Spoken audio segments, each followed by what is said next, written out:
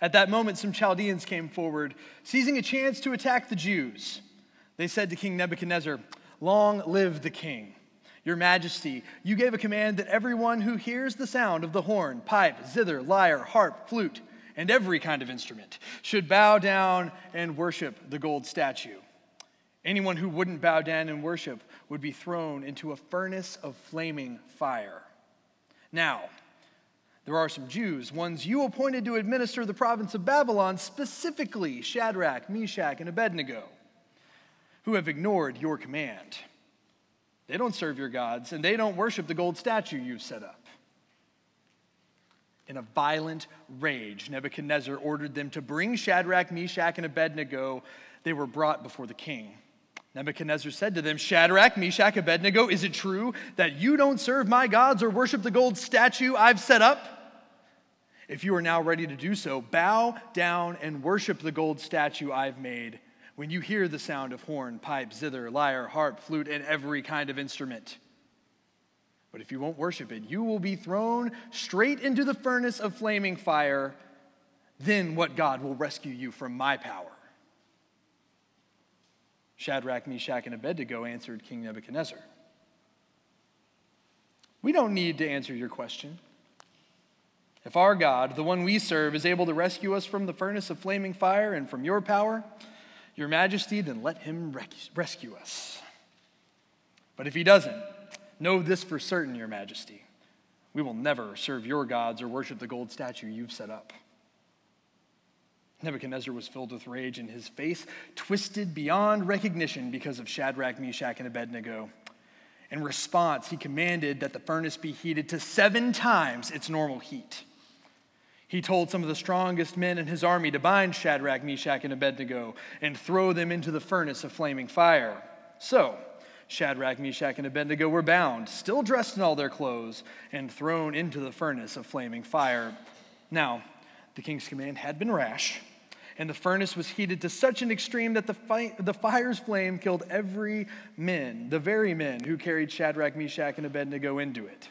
So these 3 men, whose names we have heard repeatedly, Shadrach, Meshach, and Abednego, fell bound into the furnace of flaming fire. Then King Nebuchadnezzar jumped up in shock, said to his associates, "Didn't we throw 3 men bound into the fire?" And they answered the king, "Certainly, your majesty." He replied, "Look, I see 4 men, unbound, walking around inside the fire, and they aren't hurt. And the 4th one looks like one of the gods." Nebuchadnezzar went near the opening of the furnace of flaming fire and said, "Shadrach, Meshach, Abednego, servants of the Most High God, come out, come here." Then Shadrach, Meshach, and Abednego came out of the fire. The chief administrators, ministers, governors, and the king's associates crowded around to look at them. The fire hadn't done anything to them. Their hair wasn't singed. Their garments looked the same as before. They didn't even smell like fire. Nebuchadnezzar declared, "May the God of Shadrach, Meshach, and Abednego be praised." He sent his messenger to rescue his servants who trusted him. They ignored the king's order, sacrificing their bodies because they wouldn't serve or worship any god but their God. I now issue a decree to every people, nation, and language. Whoever speaks disrespectfully about Shadrach, Meshach, and Abednego's God will be torn limb from limb and their house made a trash heap, because there is no other God who can rescue like this. Then the king made Shadrach, Meshach, and Abednego prosperous in the province of Babylon. It's the word of God for us, the people of God. Thanks be to God.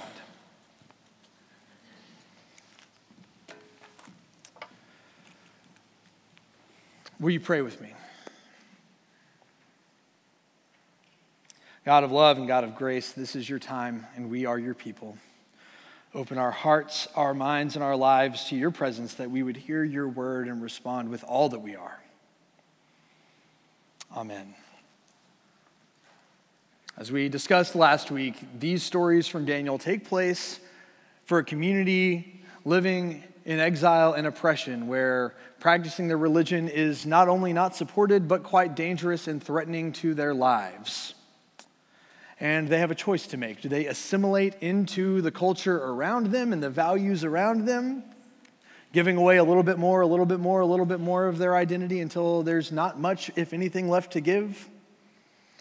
Or do they resist and live in a different way? Live in a countercultural way, live in a way that stands in opposition to some of the values of their time. We know it's pretty honest to say that in 2018 in America, it's not quite as convenient to be a Christian as it used to be. Now, I think we need to be honest here. Even though sports happen on Sundays and brunch happens on Sundays and so much of life can happen on Sundays that maybe didn't happen 20, 40, 100 years ago, it may be inconvenient to practice our faith the way that it used to, but it is not dangerous for us to practice our faith. And that's something I'm thankful for. It's something that I'm glad that we have the freedom to worship and gather. This is a distinction I think is important to make, because I don't believe that we proclaim that the next 20 years we are in this battle against the culture. That it is us versus them, and we have got to walk into the flames like Shadrach, Meshach, and Abednego and come out rescued by God. However, while it is maybe not as challenging, not as convenient as it used to be to worship on Sundays, it is still very difficult and challenging to live like Jesus. We have freedoms that make it easy to be a Christian in America.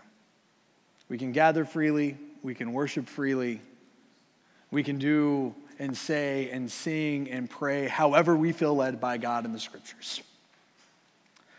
It is still not easy to live like Christ. Shadrach, Meshach, and Abednego are given an opportunity and an invitation. Give your devotion somewhere else but God. Give your attention and your heart and your life to somewhere else but God. And they refuse. They say no, their identity is so deeply rooted in God that when the harp, zither, lyre, all of the instruments we named over and over again, when all of those things sound as overcoming as the sound may be, as overcoming as the cultural forces may be, they would not do it. Now, we don't have anyone around us saying, you better go to a different house of worship or have a different faith or practice a different way or else. Though I think it's good to be honest that Christianity has made that kind of invitation to people in different parts of the world over our time. That's not the conversation we have with the culture, but we do have an invitation for our identities, our attention spans, our time, our money. Is God going to be the priority and the foundation of where we give our attention, where we give our hearts, or where we give our lives, or is it going to be something else? That is the invitation before us. And I don't want to make light of that conversation at all. I don't want to make light of that at all. There are very meaningful things we are invited into for ourselves and self-care and for our families and our children's thriving that Frisco makes very beneficial for us. That in the next 20 years will probably only grow for us to have great schools and great opportunities for athletics and academics and have great neighborhoods that we can be a part of. Those things are really, really good. There is another side of that coin that just living in America in an upper middle class kind of life that we always have to contend with. That I have to contend with. Do I wake up in the morning driven and motivated by my own success, my own comfort, my own thriving, my own prosperity that I hope continues to grow? Is that my main motivation and where my entire identity is centered, or is it something else?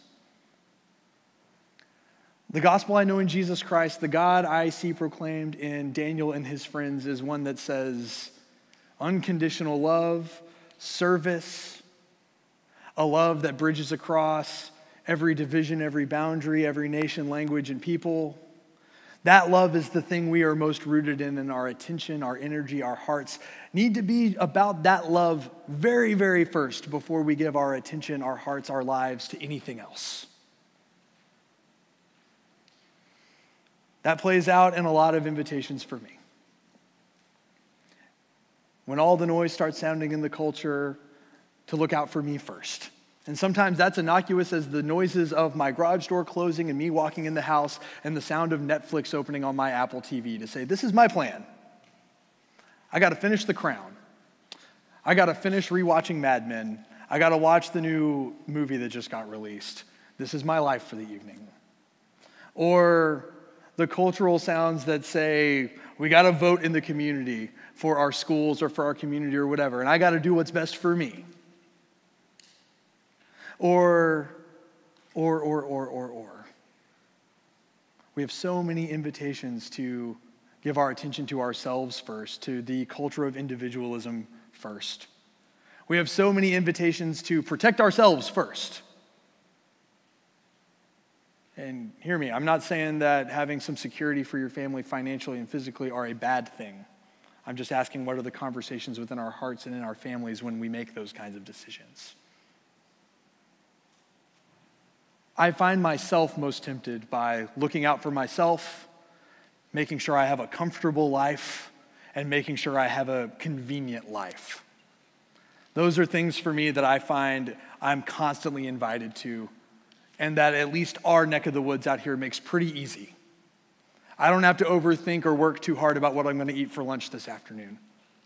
I don't have to work too hard for where my dinner is going to come from.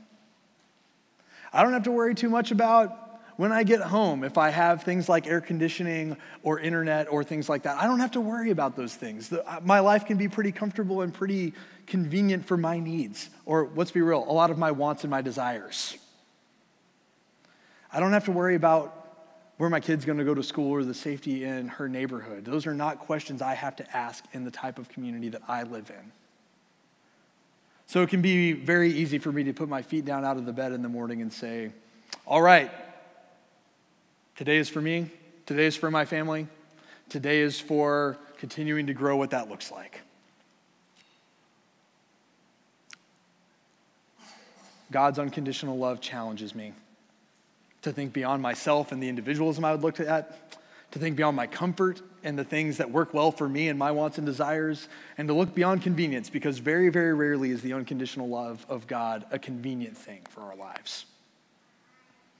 It pushes me to give attention to other people. And be it even just within my own household, that I just want my day to go for me and my kid needs something, or my spouse needs something, or my neighbor needs something. And I can just look internally, or I can be generous and kind and gracious. It can also be about when things happen in our world, and I can respond compassionately with money that's needed after a natural disaster, or time that's needed to put a blessing bag together in the back of the room, that I would stop on my drive when I see someone in need. Maybe I don't have money to give, maybe I don't get their whole story, but here's some tangible love for you today, friend. Or for all of the places that we are in deep conflict in our nation and in our world and in our communities. That we don't agree about the government, we don't agree about our taxes, we don't agree about foreign policy, we don't agree. I can look out for my views, myself, my life, what I think is right. Or I can live an unconditional love that says my attention ought to turn, my patience ought to turn, my heart ought to turn to make room across every nation, language, and place for where God might already be present. It may not be as direct as Shadrach, Meshach, and Abednego had of, here is the idol.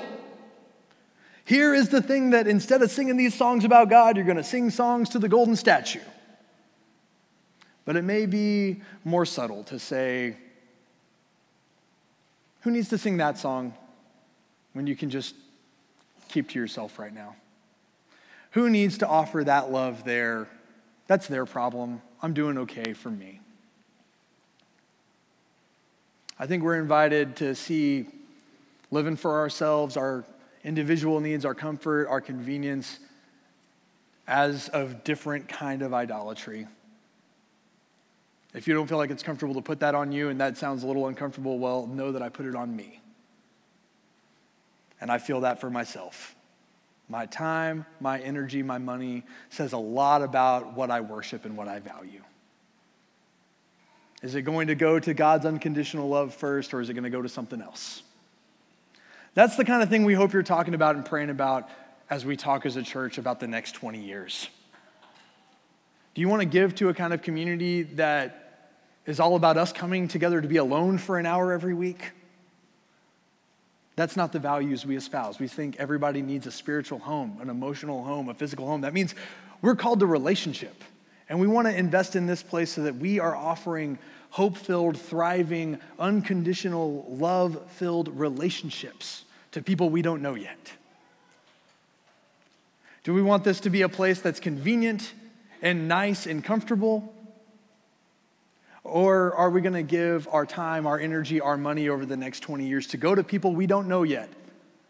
I know very few people who just love having conversations with people they don't know yet. Be it at the airport, in the elevator, even whenever we ask you every week to shake hands with people around you. For some people, that's amazing, and they've never met a stranger. For a lot of people, I'm doing good, thanks. I'll give you a nice little polite wave or whatever. I don't need any of that, thanks. We have so many people in our community who loneliness, anxiety, depression are very real things, and having a community that says you are not alone is what we want to invest in for the next 20 years. We believe in being an open, welcoming place, and that means we're going to be shoulder to shoulder with folks we don't know yet, whose stories will maybe not look like ours. How are we giving attention, time, energy, our devotion to the God who is already there among those who we have not yet met? Are we open to that kind of life? Are we open to that kind of worship? I hope those are the kind of conversations you're willing to have. I hope you find yourself willing to talk to 2 or 3 other families in a Barnabas group so that you can hear a little bit more detail about what we want to do within this building and with our debt situation and with missions and outreach over the coming years, that we are more ready to be that kind of church that is deeply rooted our whole lives, our whole hearts, our whole faith with the unconditional love of God wherever it is present before anything else. Amen.